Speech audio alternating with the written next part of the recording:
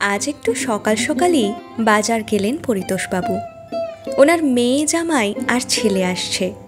মেয়ের ইলিশ, জামাই আর ছেলের মাটন, আর দাদু ভাইয়ের চিকেন। তাছাড়া বকফুল, লাউ, আরও কী সব যেন লিস্ট করে দিয়েছেন গিন্নি। সব কিনে নিয়ে যখন বাড়িতে ঢুকলেন তখন ঘড়ির কাঁটা 9টা ছুঁই ছুঁই। কই গো, একটু চা দেবে নাকি? আমার মরার সময় নেই। মায়া, দাদুকে চাটা দিয়ে আয় তো। চা নিয়ে মায়া আসতেই পরিতোষবাবু বললেন, বুঝলি মায়া, বুড়ো ঘোড়া তো, তাই কেউ আর পোছে না। তোর দিদিমাকে ডাকলেই রেগে যায়। না গো দাদু, আসলে মাসি মামা আসবে তো, তাই দিদা খুব ব্যস্ত। এরই মধ্যে বাড়ির সামনে একটা ওলা দাঁড়ালো। পরিতোষবাবুর মেয়ে জামাই থাকেন দিল্লিতে, দুজনেই এইমসের ডক্টর। ছেলেও দিল্লিতেই চাকরি করে, ফলে দিদি আর ভাইয়ের যোগাযোগটা আছে ভালো মতো।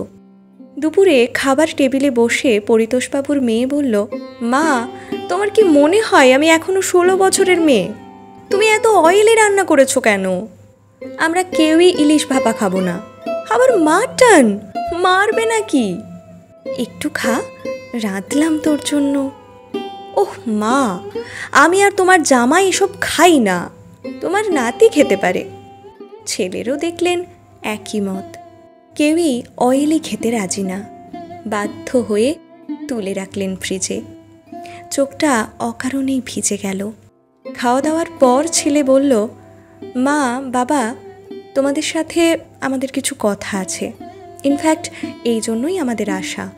দিদি আর আমি ঠিক করেছি এই পুরনো বাড়িটা কোনো প্রমোটারকে দিয়ে দেব। আমরা 3টে ফ্ল্যাট পাবো আর ক্যাশ টাকা। তোমাদের তো বয়স হচ্ছে, কার কি হবে কখন কে জানে। কতকটা এরকমই আন্দাজ করেছিলেন পরিতোষবাবু। না হলে হঠাৎ বলা নেই কওয়া নেই মেয়ে জামাই ছেলে একসাথে, ওনারা ভাবতেই পারছিলেন না। বাবা, তুমি কিছু বলো। তোমাদের ফেরার টিকিট কবে যেন? পরশু। কেন? শোনো, তোমরা তো আর আমাদের দেখতে আসোনি, এসেছো নিজেদের আখের গোছাতে। এই কথাটা দিল্লি থেকে ফোনেও বলতে পারতে। তোমরা বরং কোনো হোটেলে চলে যাও। আমি আর তোমার মা বেঁচে থাকতে এই বাড়ির একটা ইটও ভাঙতে দেব না। কিন্তু বাবা, আমরা তোমাদের ভালোর জন্যই বলছিলাম। তোমাদের ভাবার দরকার নেই, আমরা নিজেদের ভালো বুঝি। আমি তোমাদের জন্য ক্যাব ডেকে দিচ্ছি, বেরিয়ে পড়ো।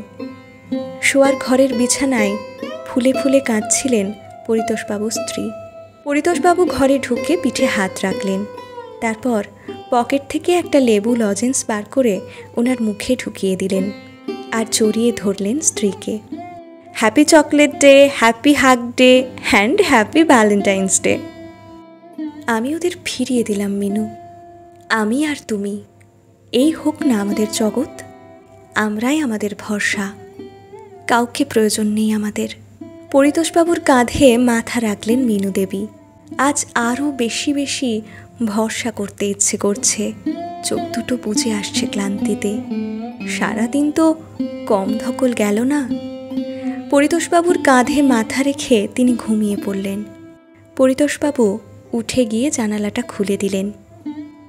দূরে যেন কোথাও একটা সুন্দর গান বাজছে, শেষ বয়সে দুজন দুজনের ভরসা হয়ে ওঠার গান।